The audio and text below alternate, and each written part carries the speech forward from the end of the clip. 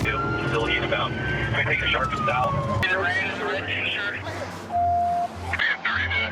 Moments when abusive wives were arrested. Spouses aren't always nurturing and affectionate. At times, wives may find themselves entangled in legal troubles, confronting the repercussions of their actions. Here are instances when wives involved in abusive behavior confronted the reality of their arrest. I need you to answer my question, or I'll assume you're saying that. Well, I have to go and advise for it, but... Okay, we're going to carry. So that's fine. Okay. Here's one arm and one leg.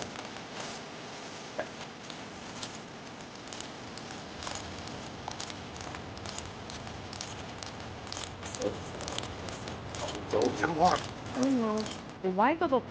Number 1. Ex-NFL exec bloodied. The events of June 9th in Paradise Valley, Arizona, cast a harsh glare on the private life of Bill Bidwell Jr., a former high-ranking figure at the Arizona Cardinals and the brother of the team's current owner, Michael Bidwell. What began as an ordinary day in suburbia swiftly descended into turmoil as a domestic altercation left Bidwell bloodied and his wife, Nicole, in handcuffs. It all stemmed from a trivial argument over a carpet of all things. However, the situation rapidly escalated out of control. Body cam footage from responding officers captured the pandemonium, with Bidwell recounting the harrowing experience. He described his wife's explosive temper and the swift transition to physical violence. Despite his attempts to defuse the situation, Nicole unleashed a barrage of insults before launching a direct assault. She started hitting me, and I just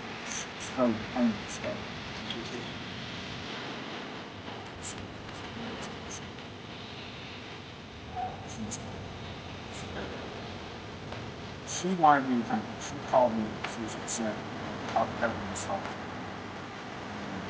She was upset.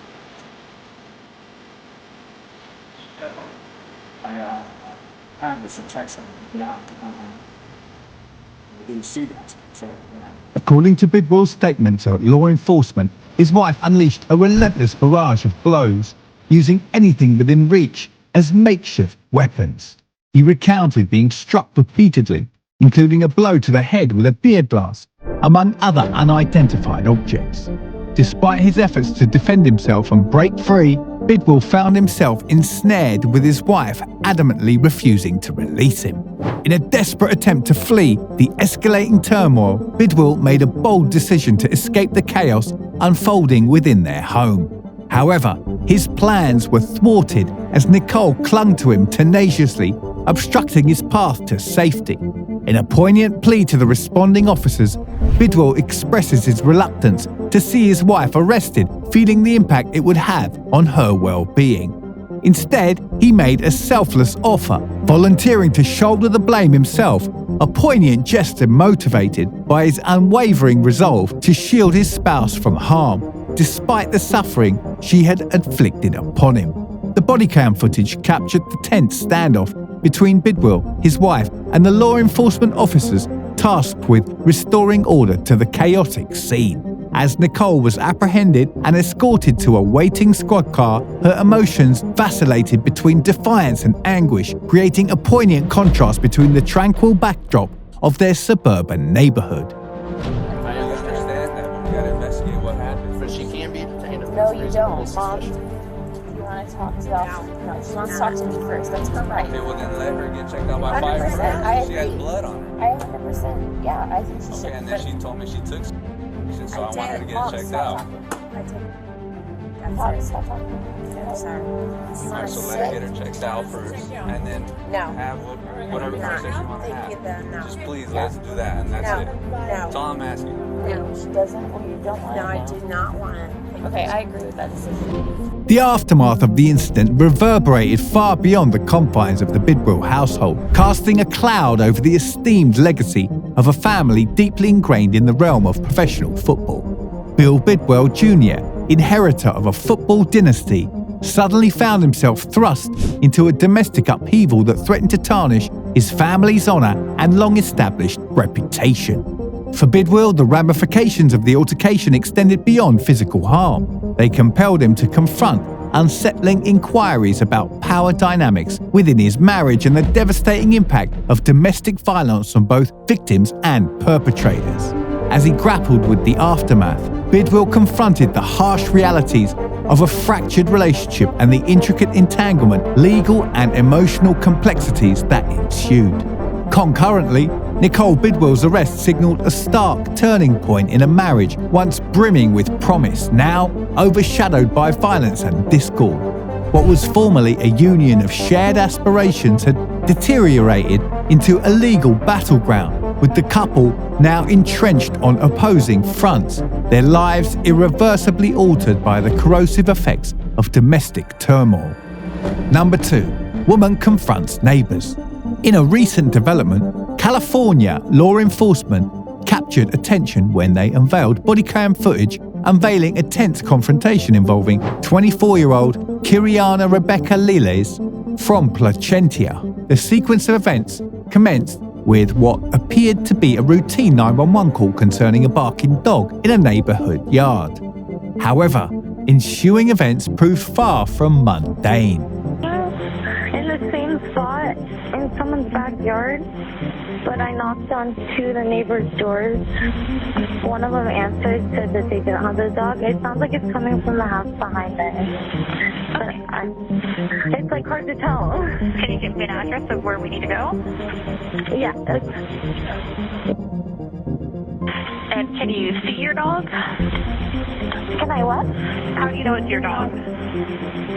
Because I know what my dog is barked from. Before long, Liles found herself in handcuffs, facing a serious charge of assaulting an officer and a hefty $500,000 bail. The bodycam footage provided a glimpse into the event's proceedings that alleged assault, portraying an exceptionally peculiar scenario. In the footage captured by the Sacramento County Sheriff's Office, officers from the Rancho Cordova Police Department can be observed questioning Liles as she sits in her Dodge Challenger, accompanied by her loyal dog. Despite their efforts to engage her, Liles appeared disinterested, simply asserting that she had retrieved her dog and had no further desire to interact with them. When officers requested Liles to exit her vehicle, she adamantly refused, visibly agitated and claiming that her dog had been taken. Despite their repeated entreaties, she remained in place, sporting sunglasses and engrossed in her cell phone. The situation escalated dangerously when Liles opted to start her car, reversing before abruptly lunging forward towards the officers across a front yard. In response, the officers discharged their firearms, the reverberation of gunshots piercing the atmosphere as one bullet struck Liles in the arm. Despite sustaining an injury, she continued to drive for another 15 minutes before authorities intercepted her, demanded her departure from the vehicle, and apprehended her with handcuffs.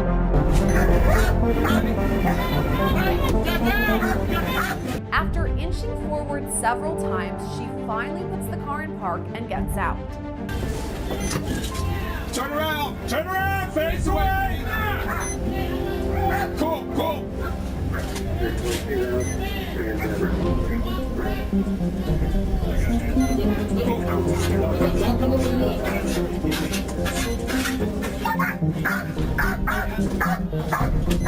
However, as the commotion subsided, it soon became evident that the narrative had yet to reach its conclusion. It emerged that neighbors had independently contacted emergency services, reporting Liles' erratic behavior with a butcher's knife, attempting to gain entry into their residence. When questioned about the knife by a dispatcher, Liles vehemently denied any wrongdoing, asserting her innocence and claiming to have remained in her room merely searching for her beloved pet.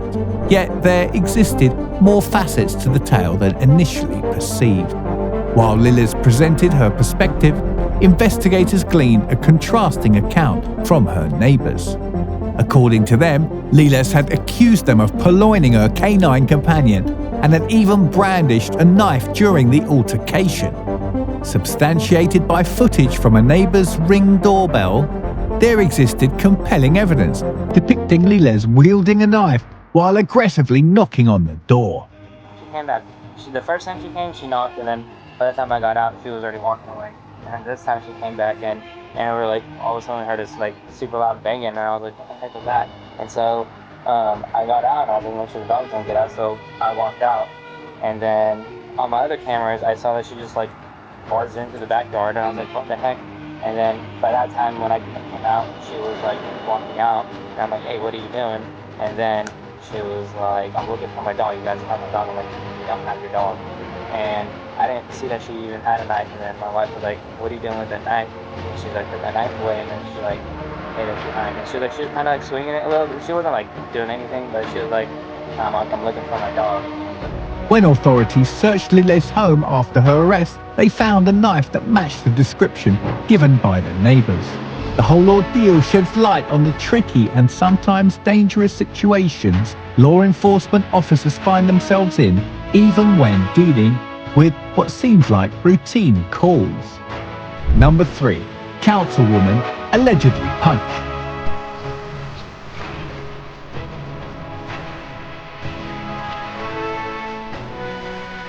An elected official in Pennsylvania is coming under fire after she accused her local police department of racism and corruption following her arrest. But now the police department is firing back after body cam video was shown at a local city council meeting allegedly disputing those claims. In July 2023, tensions escalated in Pennsylvania due to a contentious incident that embroiled a local politician and the police department.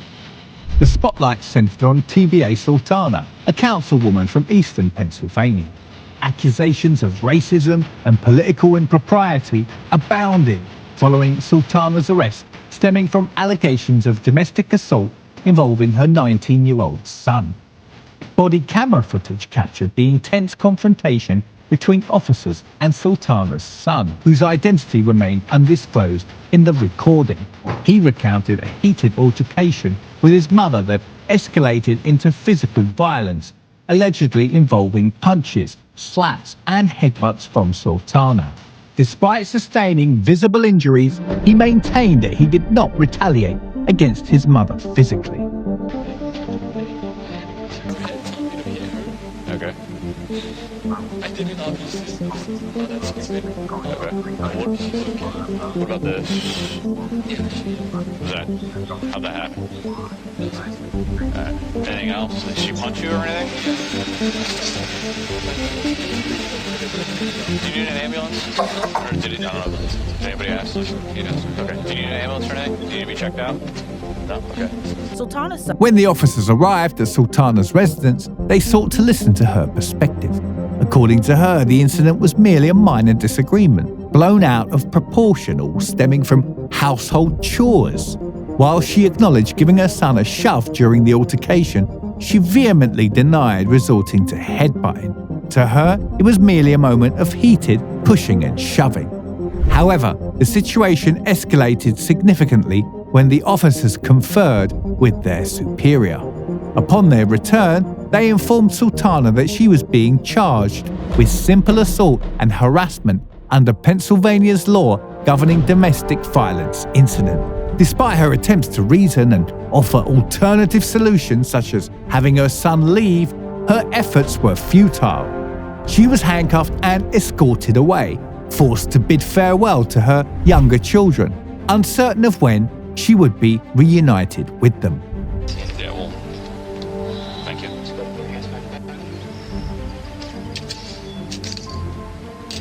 that good? Yep.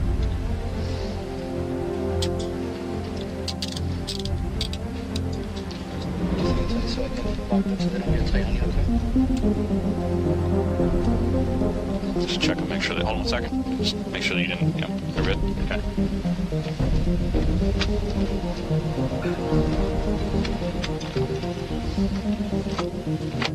The body cam. During the subsequent City Council assembly, the police chief took the floor to directly address Sultana's allegations, vehemently rejecting any assertions of racism or political bias within the ranks of the officers. Echoing his sentiments, the mayor underscored the department's steadfast commitment to impartiality and professionalism in their law enforcement endeavors. In response, Sultana didn't mince words, expressing her dismay at the decision to expose her family's private affairs to public scrutiny through the dissemination of the body camera footage.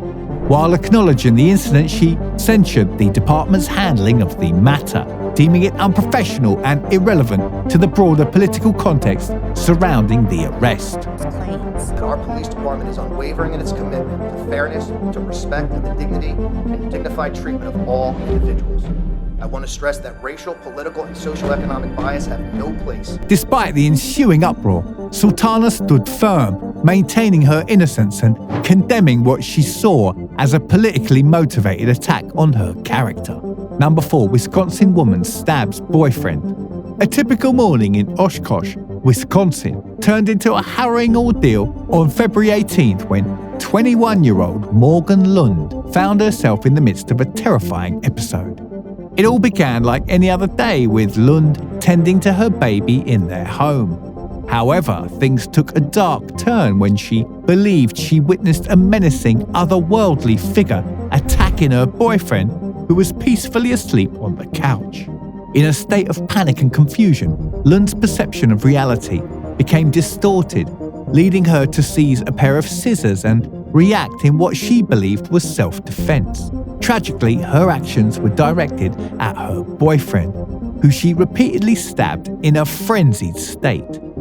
As he fought for his life, abruptly awakened from his slumber, he grappled to comprehend the surreal nightmare unfolding before him, questioning why someone he cherished would suddenly unleash violence in such a terrifying manner.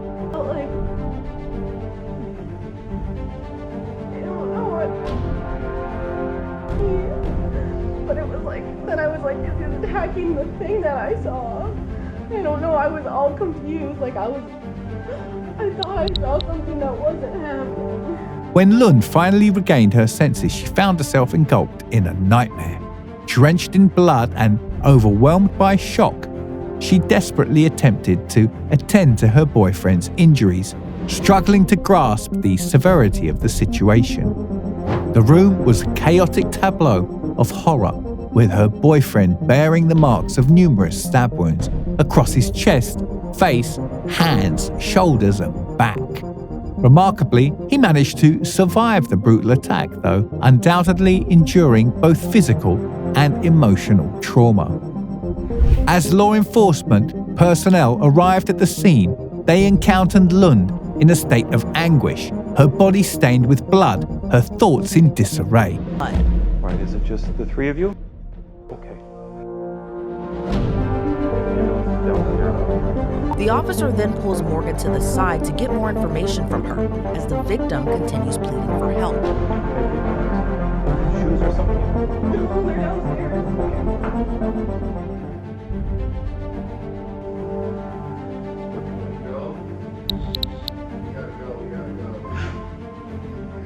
Yep, medics are coming. Is this your stuff? Do you have an ID in here? No, it's in the car.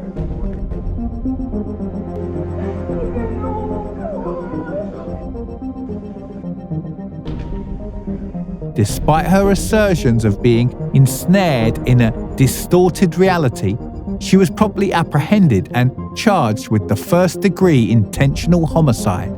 The aftermath of the violence unveiled a troubling pattern of abuse within the relationship, as recounted by Lund's boyfriend, who detailed instances of past threats and violence. Following the assault, the once tumultuous relationship abruptly reached its conclusion, marking a sorrowful end to a partnership fraught with instability and violence. If you enjoyed the video, give it a thumbs up and subscribe for more.